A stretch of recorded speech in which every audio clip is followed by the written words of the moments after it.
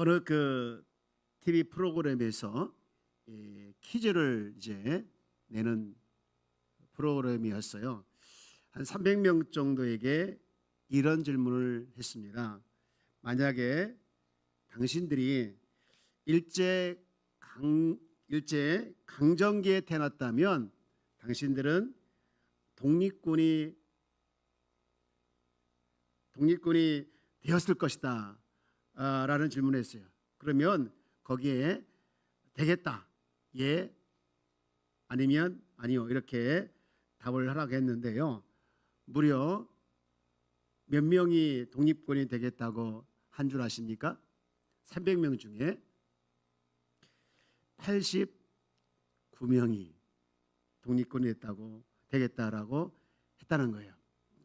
사회자가 그 내용을 보면서 너무 놀라가지고, 와, 이렇게 많은 분들이 독립군이 되겠다는 것을 보고 저는 깜짝 놀랐습니다. 그렇게 이제 멘트를 날렸어요. 물론 이제 사회자 개인적인 생각이지만 뜻밖의 많은 결과가 나타난 것에 대해서 놀랐나 봐요. 여러분, 독립군이 된다는 것은요 쉬운 일이 아니잖아요. 무슨 뭐 축구 시합할 때 우리나라 이겨라 뭐 이런 식의 응원하는 그런 분이 독립군이 아니잖아요. 거의 목숨을 내놓는 그런 사람, 가정도 포기해야 되고 또 삶을 어떻게 보면 포기해야 하는 그런 사람들이 바로 독립군이 됐어요. 여러분, 여기에 앉아 계신 분들에게 똑같은 질문을 한다면 어떻게 대답할 수 있을 것 같아요? 예입니까? 아닙니까? 스스로 한번 자신에게 질문해 보면 되겠어요. 여러분, 사명을 위한 것도 마찬가지인 것 같아요. 특히 하나님 나라를 살아가는 우리들이 하나님 나라를 위한 사명을 가겠습니까? 라고 질문을 했을 때에 이게 또 쉬운 답변은 아니죠. 나의 어떤 모든 것을 내려놓아야 할 그런 상황이 된다고 볼 수 있기 때문에 쉬운 일이 아닙니다. 그러나 중요한 것은 당장 내 눈앞에 있는 하루만 생각하는 것이 아니라 1년 뒤에 또 10년 뒤에 100년 뒤에를 생각한다면 우리가 기꺼이 또 순종할 수 있겠죠. 그리고 더 중요한 것은 내가 가지고 있는 모든 것은 다 내가 주인이 아니라 하나님께서 주신 것이죠. 내 생명도, 내 시간도, 내 물질도, 내가 누리는 모든 것들이 다 주님께서 주신 은혜라고 생각하게 되어진다면 사명에 헌신한다는 거 결코 쉬운 일은 아니지만 또 쉽게 순종할 수 있겠다 생각을 하게 되어집니다. 오늘 본문은 그런 얘기를 하고 있는데요. 오늘 본문은 이제 바울이 데살로니가 교회를 개척했던 이야기입니다. 그리고 거기에 복음을 전한 내용인데, 여러분 1절에 보니까 데살로니가에 이르니라고 했죠. 사실 바울은 이미 1차적으로 빌립보에 교회를 개척했어요. 그리고 여기에 이제 두 번째로 교회를 개척했는데요. 여기서 3주 동안 복음을 전했다는 거예요. 2절 말씀 보면 새 안식일에 성경을 가지고 강론했대요. 3절 보면 그런데 무슨 내용을 했습니까? 다 함께 읽어볼까요? 시작. 뜻을 풀어 그리스도가 해를 받고 죽은 자 가운데에서 다시 살아나야 할 것을 증언하고 이르되 내가 너에게 전하는 이 예수가 곧 그리스도라 하니. 그리스도에 대해서 증거한 거예요. 그런데 놀라운 것은 많은 사람들이 예수를 믿었다는 거예요. 4절 보면 그 중에 어떤 사람 곧 경건한 헬란의 큰 무리와 적지 않은 기부인도 권함을 받고 바울과 실라를 따랐다. 이렇게 되어 있어요. 여러분, 그런데요, 은혜가 있는 곳에 꼭 사탄이 역사하는 그런 말처럼, 역사한다라는 말처럼 유대인들이 시기하여 불량배를 데리고 와가지고 바울과 실라를 잡으러 갑니다. 5절 말씀 보니 그러나 유대인들은 시기하여 저자의 어떤 불량한 사람을 데리고 때를 지어 성을 소동케 했다. 그런데요, 유대인들이 참 야비한 것은 본인들이 직접 앞서서 나간 것이 아니라 불량배를 앞세워서 바울과 실라를 찾으러 갔다는 것이죠. 그런데 바울과 실라가 그곳에 없었어요. 그 덕에 그 집을 빌려준 야손과 그리고 믿음의 형제들이 이제 잡혀갑니다. 여러분, 야손과 그의 형제들은요 새신자예요. 그곳에 데살로니가 가서 복음을 전한 지 얼마 됐다고 했습니까? 3주밖에 안 됐잖아요.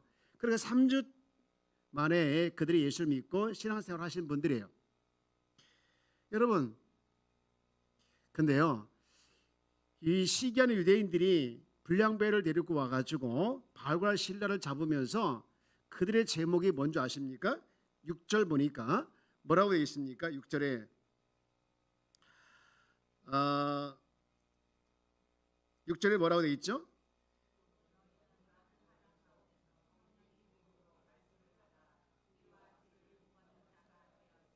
아니 6절. 네, 6절에 보니까 제목이 뭐냐면요 천하를 어지럽힌 자라고 했습니다. 17장 6절. 17장 6절에 보니까 천하를 어지럽힌 자, 이게 뭔 얘기예요? 반역죄라는 거예요. 반역죄. 여러분, 현재 왕을 부인하고 지금 왕이 있는데 임금이 있는데 쭉 넘어가면 7절에 보니까 다른 임금 예수가 있다라는 얘기를 하는 거예요. 그러면서 지금 이제 그들을 잡으러 가려고 한 거예요. 바울과 실라를. 여러분, 이런 분위기 속에 대역죄인이라고 하는 그런 제목을 잡아서 이렇게 사람을 잡으려고 하는 그런 위험한 상황 속에서 있다고 하면 예수 믿는 것이 쉽을까요? 어려울까요? 더군다나 예수 믿은 지 이제 3주밖에 안 된 그런 사람들 입장에서 보면요 엄청난 충격이고 또 무섭고 힘든 그런 상황입니다. 그런데 놀라운 것은 그곳에 교회가 세워졌다는 거예요. 그곳에. 그 교회 이름이 뭡니까? 데살로니가 교회입니다. 나중에 바울이 그 교회를 향해서 편지를 썼는데 그 편지가 뭔지 아십니까? 데살로니가 전서, 데살로니가 후서예요. 근데 그 편지 내용을 보면 그 교회를 향한 놀라운 칭찬을 합니다. 여러분, 우리 데살로니가전서 1장 3절 말씀을 한번 읽어보는데 무슨 칭찬을 했는지 한번 같이 볼까요? 시작. 자, 살전 1장 3절. 너희의 믿음의 역사와 사랑의 수고와 우리 주 예수 그리스도에 대한 소망의 인내를 우리 하나님 아버지 앞에서 끊임없이 기억함이니 라고 되어 있습니다. 무슨 칭찬입니까? 믿음의 역사와 사랑의 수고와 소망의 인내를 가지고 있다. 여러분, 이 칭찬은요 최고의 칭찬이에요. 교회가 믿음의 역사가 있고 교회가 사랑의 수고가 있고 교회가 소망의 인내가 있다고 하면요 정말 더 이상 바랄 칭찬이 없는 거예요. 근데 이런 칭찬을 받았어요. 야, 이 칭찬을 받았다. 그리고 6절 쪽을 내려가게 되어지면요 그들이 너희는 많은 환난 가운데 성령의 기쁨으로 말씀을 받아 그리고 우리와 주를 본받는 자가 되었다는 거예요. 여기 많은 환난이 뭡니까? 아까 불량배를 데리고 와가지고 잡아가는 그런 환난, 그런 위협 속에서도 기쁨으로 말씀을 받아서 우리와 모든 사람들의 본이 되었다는 거예요. 사도행전 7장 17장에 있는 교회를 얘기하는 것이죠. 흉악한 일을 겪으면서 깡패들이 와가지고 핍박을 하는데 나중에 이제 베레아까지 쫓아와가지고 핍박을 하거든요. 그런데 그들은 그 핍박 속에서 교회를 지켜냈는데 교회를 지켜내면서 그 상황 속에서 믿음의 역사와 사랑의 수고와 소망의 인내를 까지 이뤄냈다는 거예요. 그러면서 이제 그 소문이 각처에 퍼집니다. 우리 데살로니가전서 1장 8절 말씀을 보면 주의 말씀이 너희로부터 마게도냐와 아가야만 들릴 뿐 아니라 하나님을 향하는 너희의 믿음의 소문이 각처에 퍼졌다라고 되어 있습니다. 우리는 아무 말도 할 것이 없느라 말이 필요 없다는 것이죠. 여러분, 그러면 어떻게 해서 이런 데살로니가 교회가 세워졌을까? 우리 금요일마다 지금 이제 사도행전 말씀을 보고 있는데 너무나도 은혜되는 부분이더라고요. 그 중심에는 야손과 그 믿음의 형제들 같은 사람들이 그렇게 믿음 생활을 한 지 얼마 안 됐지만 정말 그럼에도 불구하고 끝까지 믿음을 지켰던 그 씨앗이 하나둘 모여서 그 교회가 세워진 거예요. 그러면서 우리에게 주시는 메시지가 있더라고요. 뭐냐? 우리에게 사명이 있다는 거예요. 그 사명이 뭐냐? 교회를 교회답게 하는 사명이 있다는 거예요. 저를 한번 따라볼까요? 교회를 교회답게 하는 사명이 있다. 여러분, 교회를 교회답게 하는 사명이 뭘까요? 아까 데살로니가 교회가 칭찬받았던 거예요. 그게 뭡니까? 믿음의 역사와 사랑의 수고와 소망의 인내. 정말 우리 교회가 믿음의 역사와 사랑의 수고와 소망의 인내가 있는 교회가 되기 위해서 우리는 비전을 가지고 사명을 가지고 나가야 될 줄 믿습니다. 여러분, 그런 교회가 되기 위해서 함께 기도해 주기를 주의 이름으로 축복합니다. 저는요, 모든 성도들에게 다 사명이 있다고 봐요. 어느 누구도 예외 없이 다 사명이 있다고 저는 믿습니다. 여러분, 사명이 있습니까? 없습니까? 사명이 다 있습니다. 그런데 저도 마찬가지로 솔직하게 사명을 감당하기가 부담스러워서 때로는 벗어버리고 싶을 때가 있어요. 하지만 그때마다 성령께서 저에게 책망하십니다. 이 바보야 하면서 책망하셔요. 여러분, 나중에 우리가 하나님 앞에 섰을 때 우리 다 하나님 앞에 설 거 아니에요. 나중에 그때 하나님께서 보시는 거 뭐냐? 네가 사명을 위해서 얼마나 고난 당했는가, 네가 얼마나 힘들었는가, 얼마나 대가를 치렀는가 밖에 보지 않는다는 것이죠.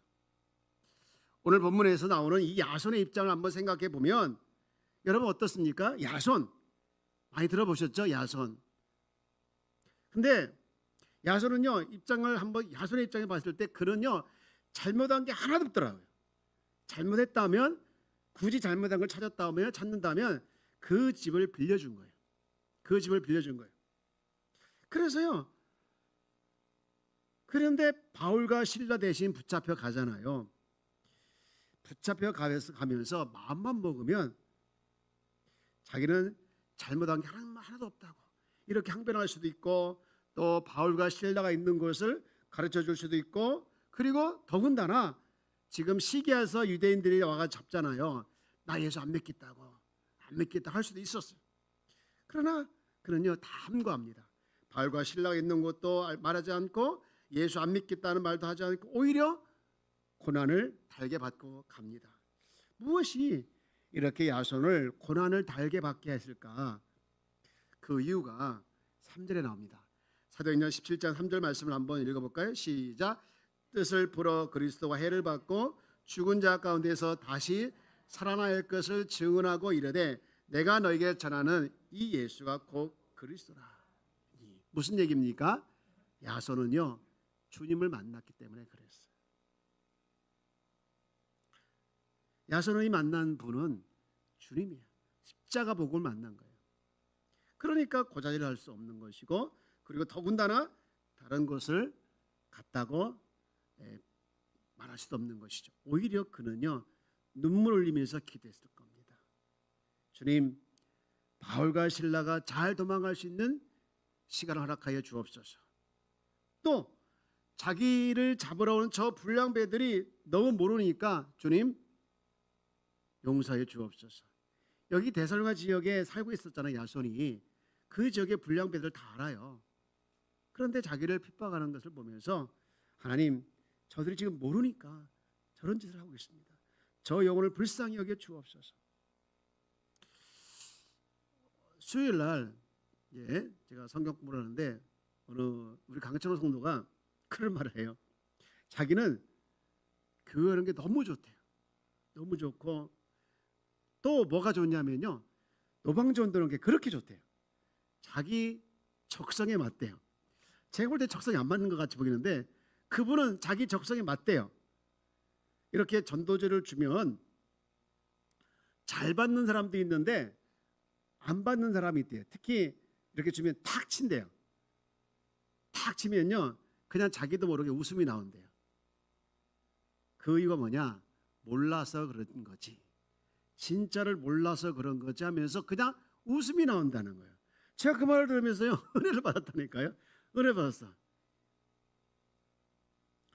진짜를 알면, 진짜 십자가 복음을 만나면, 주님을 만나면 주님 때문에 당하는 고난이 달고, 그리고 그 고난을 주는 사람들이 오히려 불쌍해 보인다는 거예요. 야손이 지금 그런 심정입니다. 진짜를 모르니까 저렇게 지금 핍박하는 불량배들을 위해서 눈물로 기도하는 거예요. 그렇게 눈물로 세워진 교회가 데살로니가 교회였습니다. 여러분 안에 다 사명이 있다라고 제가 말씀을 드렸는데, 여러분 사명이 있는가 없는가를 보는 기준은 뭐냐? 눈물이 있느냐 없느냐예요. 여러분 우리는 특별히 교회를 향한 눈물이 회복되어지기를 주의 여러분 축복합니다. 교회를 위해서 기도하면 그렇게 눈물이 나는 모습, 여러분 교회를 생각하면 그렇게 눈물이 났고 지금도 교회를 위해서 그렇게 눈물이 나고 있다고 하면 그분은 교회를 사랑하는 사람이고 누구보다도 교회를 위한 사명을 가지고 있는 분이에요. 근데 여러분 교회를 사랑하지 않고 교회를 위해서 눈물을 흘리지 않는 사람 아무도 없어요. 혹시 메마른 눈물을 가지고 있다고 하면 회복되어지기를 주의 여러분 축복합니다. 여러분 모든 저 같은 사역자를 포함해서 우리 모든 직분자들은 교회에 대한 사명이 있어야 돼요. 교회를 생각하며 기도할 때마다 뭐 해야 되냐? 눈물이 나와야 합니다. 우리 교회가 하나님이여 믿음의 역사와 사랑의 수고와 소망에 있는 그런 칭찬을 받는 교회가 되게 하여 주옵소서. 여러분 A.W. 토저라는 사람은요 그런 말을 했어요. 성장하는 교회는 교회를 위하여 많이 기도하는 사람이 숫자가 많은 교회가 성장하는 교회고 그것이 곧 부흥이다라는 말을 했어요. 여러분 교회를 사랑하는 여러분들 더 사랑의 수고와 믿음의 역사와 그 다음에 소망의 인내가 있는 우리 교회가 될 수 있도록 여러분 눈물로 더 기도해 주기를 주의 여러분 축복합니다. 우리 한번 해서 교회를 사랑합니다. 여러분 교회를 사랑하는 여러분 마음 다 주님이 아시고 계실 줄 믿습니다. 그리고 또 하나님 나라를 확장해서 눈물이 있나요? 그러면 그것이 사명입니다. 여러분 우리 오이코스 놓고 기도하고 있는데요 그분을 놓고 기도할 때마다 그렇게 눈물이 난다. 그러면요 영혼 구원의 사명이 있는 거예요. 주님 그 영혼을 불쌍히 여겨 주시옵소서. 그 마음 안에 하나님 나라가 임하게 하여 주옵소서. 열방을 생각하고 이방 나라의 선교를 위해서 기도하면 눈물이 나나요? 그러면 선교의 사명이 있는 거죠. 그리고 나라를 생각하고 걱정이 되어 기도할 때마다 눈물이 나나요? 그러면 나라를 위해서 일할 사명이 있는 겁니다. 국회의원이 되고 대통령이 되는 것이 중요하지만 정말 나라를 위한 눈물이 없다면 전부 대통령이 돼도 국회의원이 돼도 자기를 위해서 써버립니다. 그러나 그것 때문에 고통받는 사람은 국민밖에 없는 거예요. 지도자의 자격은 눈물이 있어야 합니다. 이번 오이코스를 준비하면서 또 진행하면서 저는요 너무 감사한 게 있어요. 그게 뭐냐면요 눈물을 흘리면서 함께 기도한 분들이 있다는 것이 얼마나 힘이 나는지 몰라요. 여러분 우리는 영혼 구원의 귀한 사명을 감당하기 위해서 함께 눈물을 흘리면서 기도해야 될 줄 믿습니다. 저도요 설교에 대한 고민이 늘 있어요.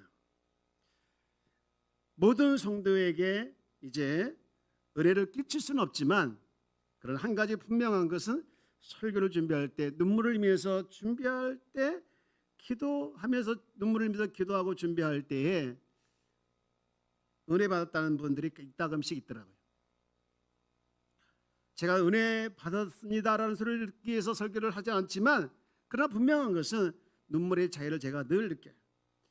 사도 바울이 진짜 사도라는 것이 증거하는 말씀이 하나 있는데 사도행전 20장 31절 말씀인데 우리 한번 다 같이 읽어볼까요? 시작. 그러므로 여러분이 일깨어 내가 3년이나 밤낮 쉬지 않고 뭐를? 눈물로 각 사람을 훈계하던 것을 기억하라. 여러분, 첫 번째 주는 메시지가 뭐였습니까? 사명을 위해서 눈물이 있어야 된다는 것이죠. 그리고 두 번째 메시지는 뭐냐면요, 다른 사람이 예수를 위해 살도록 하는 메시지를 살도록 해야 된다는 거예요. 제가요, 이 데살로니가 교회가 세워진 배경이 이 야손과 같은 믿음의 형제들의 눈물이 있었다는 것을 보고 난 뒤에 제가 데살로니가 전서 후서를 계속 읽어봤어요. 근데요, 놀라운 것은요, 바울이 교회를 또 데살로니가 교회의 식구들을 사랑하는 마음이 너무 많이 그 안에 묻어져 있더라고요. 절절히 있어요. 구구절절히 있더라고요. 그러면서 드는 마음이 저렇게 바울의 수고가 있었기 때문에 데살로니가 교회가 예수를 믿게 되었고, 그래서 정말 그런 칭찬을 받을 수 있었구나. 믿음의 역사와 사랑의 수고와 또 소망의 인내라는 그런 놀라운 축복을, 놀라운 칭찬을 받을 수 있었겠구나. 그런 마음을 가지면서 바울이 데살로니가 교회 성도들에게 부탁하는 메시지가 있더라고요. 우리 데살로니가전서 4장 1절 말씀을 한번 볼까요? 이렇게 들어. 자, 읽어볼까요? 시작. 그러므로 형제들아, 우리가 끝으로 주 예수 안에서 너희에게 구하고 권면하노니 너희가 마땅히 어떻게 행하며 하나님을 기쁘시게 할 수 있는지를 우리에게 배웠으니 곧 너희가 행하는 바라 더욱 많이 힘쓰라. 뭘 힘쓰라는 거예요? 하나님을 기쁘시게 하는 일을 힘쓰라는 거예요. 그거 배웠으니까 힘쓰라는 거잖아요. 제가 한번 질문할까요? 여러분, 하나님 사랑하십니까? 여러분, 하나님이 사랑한다는 그 믿음이 확실하면 나를 위한 믿음으로만 그치면 안 되는 거예요. 내가 하나님을 사랑하는 것처럼 또 다른 사람도 나처럼 하나님을 사랑하도록 해야 될 줄 믿습니다. 이것이 사명인데요. 여러분, 고린도후서 5장 15절 말씀 보니까 그가 모든 사람을 대신하여 죽으심은 살아있는 자들로 하여금 다시는 그들 자신을 위하여 살지 않고 오직 그들을 대신하여 죽었다가 다시 살아나신 이를 위하여 살게 하려 함이라. 내가 또 하나 질문할까요? 여러분, 예수님이 나를 위해서 죽었다는 것을 믿으시나요? 왜 이렇게 자신이 없으세요? 여러분, 예수님이 나를 위해서 죽으신 것 믿으시죠? 그러면 예수님의 죽으심이 나와 상관이 있다라고 믿으십니까? 같은 말인가요? 같은 말이에요. 그런데요, 그러면 이제는요, 더 이상 나를 위해서 살지 않아도 돼요. 여러분 생각해 보시죠. 나를 위해서 죽으신 예수님이 나를 위해서 뭘 못하시겠냐 이 말이에요. 나를 위해서 죽으신 예수님은 나와 함께 하시며 나를 생각하시며 나를 사랑하는 것이 확실하다면 이제는 나를 위해서 살아가는 것이 아니라 다른 사람이 나와 같이 또 뿐만 아니라 이제는 우리가 예수를 위해서 살아가는 자가 되어야 될 줄 믿습니다. 여러분 선포해 볼까요? 나는 예수로 충분합니다. 여러분 예수 한 분이면 충분해야 합니다. 여러분 나만 그렇게 예수로 위해서 살아가는 것이 아니라 다른 사람도 예수로 살아갈 수 있도록 하는 사명, 이 사명이 저와 여러분에게 있는 줄 믿습니다. 이제 말씀을 정리합니다. 하나님은요 우리에게 사명이 있다라고 말씀하셔요. 특별히 교회가 교회다 줄 수 있는 그런 사명, 그래서 믿음의 역사와 사랑의 수고와 소망의 인내를 감당해내는 그런 교회가 될 수 있도록 우리 함께 기도해야 된다는 거예요. 여러분 우리 교회는요 주님의 핏값으로 세워진 교회인 걸 믿으십니까? 네, 주님의 핏값으로 세워진 교회예요. 주님 머리고 우리는 그분의 몸이죠. 그래서 건강한 몸이 될 수 있도록 우리가 특별히 눈물의 기도가 필요합니다. 교회를 생각하면 눈물이 나고 그 눈물로 믿음의 역사와 사랑의 수고와 소망의 인내가 있는 교회가 될 수 있도록 우리 함께 기도하고 나가는 우리 모두 성도가 되어지기를 주의 이름으로 축복합니다. 뿐만 아니라 내가 예수로 살고 또한 예수로 살아내는 사람을 세워나가는 그런 사명을 하나님께서 우리에게 주셨기 때문에 그런 사명도 함께 감당해내는 우리 귀한 성도가 다 되어지기를 주의 이름으로 축복합니다. 한번 외쳐보시죠. 하나님은 나를 사랑하십니다. 하나님은 우리 교회를 사랑하십니다. 하나님은 하나님의 백성을 사랑하십니다. 아멘이십니까? 네, 그렇습니다. 하나님께서 사랑하고 하나님께서 바라보고 있는 그곳을 바라보고 또 하나님과 함께 가는 우리 귀한 성도가 다 되어지기를 주의 이름으로 축복합니다.